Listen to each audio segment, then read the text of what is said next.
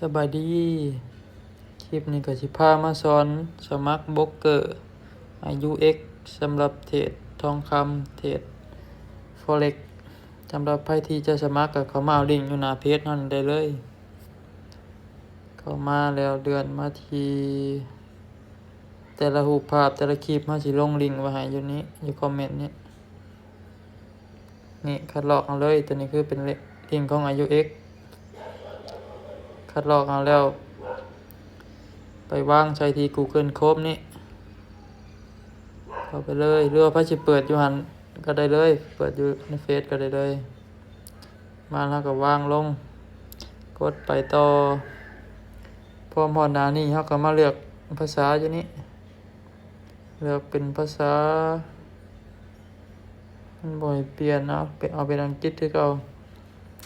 เฮาก็เลือก country นี่เลือกเป็นลาวพิมพ์เอาก็ได้ลาวนี่ประเทศลาวแล้วก็ไม้ติ๊กเอาเลยจากนั้นก็กด continue พอหมดก่อนตอนนี้เฮาก็สิใส่อีเมลนี่ต้องเป็นอีเมลที่ใช้ได้จริงเฮาจะมาเอาอยู่แอป Gmail นี่อีเมลเฮาใส่ตามของไฟล์เราได้เลยใส่อีเมลเข้าไปเลยหลังจากเขาใส่อีเมลแล้วก็กด continue ไปเลยจากนั้นจะมีรหัสส่งเข้ามาในอีเมลนี้เราก็เข้ามาจะเข้าไปเลยรหัสแมนตัวนี้ในกรอบนี่215624เราก็มาพิมพ์ไปเลย215624รหัสผ่านเนี่ยต้องประกอบด้วยอักขระพิเศษแล้วก็ตัวอักษรใหญ่อักษรน้อยแล้วก็ตามด้วยตัวเลขให้ใส่ประมาณนี้หรือไปใส่ตามก็ได้เลยแต่ว่าต้องให้ชื่อไว้รหัสผ่านกับอีเมลนี่เวลาจะได้เข้าระบบอีกเทื่อนึง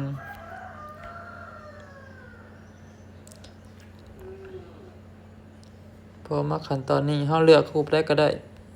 ตามที่เฮาต้องการตัวนี้สิเป็น username เฮาก็สิใส่ไปตามชื่อเลยใช้ตัวได้ใช้ตัวอังกฤษแล้วก็ได้ใช้ตัวเลขนำจากนั้นเราก็กด get start นี่พอหมดขั้นตอนนี้ทางโบรกเกอร์จะให้เรายืนยันตัวตนเราก็เข้าไปใน verify นี่กด verify ตัว list profile เราเข้ามาแล้วเพิ่นจะให้ตั้งรหัสผ่านเราก็ get start ไปเลยถ้าใครบ่เข้าใจก็สามารถกดแปลภาษาอยู่3ปุ่มได้เราสิลองแปลลองเบิ่งตัวนี้เราก็เลือกเอาเป็นระยะสั้นหรือระยะยาวก็ได้จากนั้นเราก็กดต่อไปแล้วก็สกุลเงินนี่ประมาณนี้แล้วก็กดต่อไปได้เลยคุณเคยทำการซื้อขายโดยใช้เลเวลเลทหรือไม่ตัวนี้ใช้ก็ได้แล้วตัวนี้เคยเจอปัญหามาถึงคอเลือกเอาเป็นบ่อยหรือครั้งคราวก็ได้ท่านกดต่อไปตัวนี้ถ้าจะเลือกเอาตัวนี้ก็ได้ตอนนั้นกดต่อไปตัวนี้จะเป็นเงินทุนน้อยมากแค่ไหนครับเอาตัวทำอิฐนี่ก็ได้กดต่อไปอีกมาฮอดกับตอนที่2บัดนี้หลักฐานแสดงตัวตนนี้จำเข้าไปเลยนี่ตัวนี้เพิ่นจะตรวจสอบเฮาสิเลือกเป็นตรวจสอบเองหรือพระจิตตรวจสอบอัตโนมัติก็ได้เพิ่นจะให้ใช้บัตรประชาชนสแกนบัตรประชาชนแต่เฮาถ่ายรูปไปแล้วเฮาสิกดเอาตรวจสอบด้วยตนเองนี่หมายเลขบัตรประจำตัวประชาชนเราก็ใส่เข้าไปเลย58ตัวนี้แม่นใส่เอาของไผของเราเด้อตามที่ว่าบัตรประชาชนเจ้าของจากนั้นเราใส่หมายเลขประชาชนแล้วเราก็กดดำเนินการต่อไปได้เลยพอขั้นตอนนี้เพิ่นให้อัปโหลดรูปภาพเราก็เข้าไปอัปโหลดบนนี้เลยนี่เลือก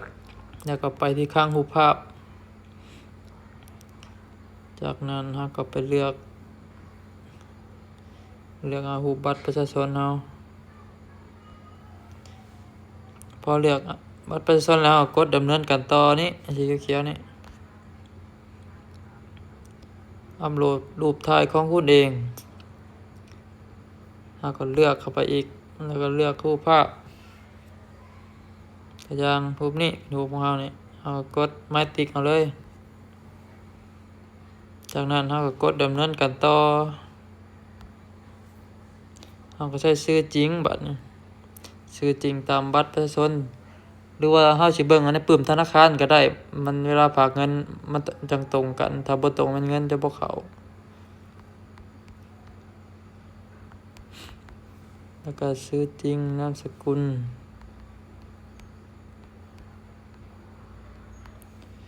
ชื่อจริงนามสกุลแล้วก็ต่อมาเป็นวันเดือนปีเกิดบัดนี้ตรงนี้วันเดือนปีเกิดเราก็จำเข้าไปในปีนี้ก่อนจำก่อนในปีนี้แล้วก็ไปเลือกปีตามบัตรประชาชนนั่นแหละแล้วก็เดือนวันที่ตัวนี้ก็ต้องให้ตรงตามบัตรประชาชนด้วยกันถ้าบ่ตรงแม่นเพิ่นจะบ่อนุมัติให้แล้วก็หมายเลขโทรศัพท์นี่ก็ต้องเอาหมายเลขที่เฮาใช้ประจำ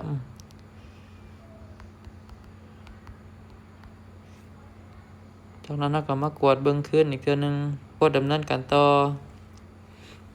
พอบัดนี้เพิ่นให้เลือกอาชีพเฮาก็เลือกอาชีพเจ้าของธุรกิจเซลล์เอาที่เลือกเป็นเจ้าของธุรกิจนี้จากนั้นเราก็พิมพ์ใส่นี่คำว่าเซลล์แล้วก็กดดำเนินการต่อไปตัวนี้เป็นข้อมูลบุคคลที่มีเกี่ยวของทางการเมืองหรือไม่เราก็กดไม่เดี๋ยวเราแปลคืนแป๊บนึงตัวนี้เราเลือกเป็น no หรือว่าไม่นี่จากนั้นเราก็กด continue ข้อมูลต่อไปอาชีพจากนั้นเราก็มากดติ๊กเอาตัวนี้แล้วกดส่งไปเลย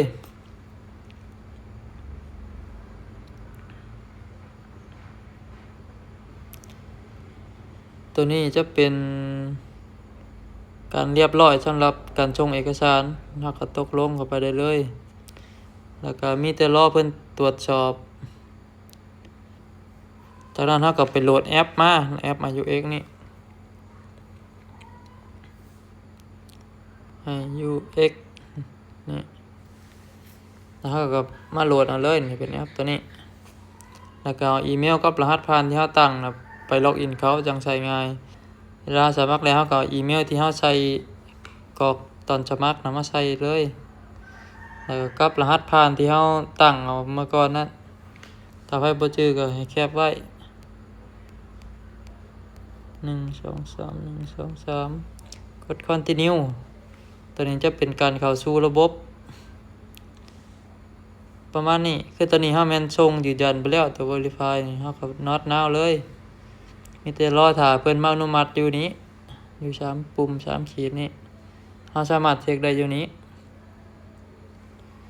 ก็สิประมาณนี้ขอขอบใจ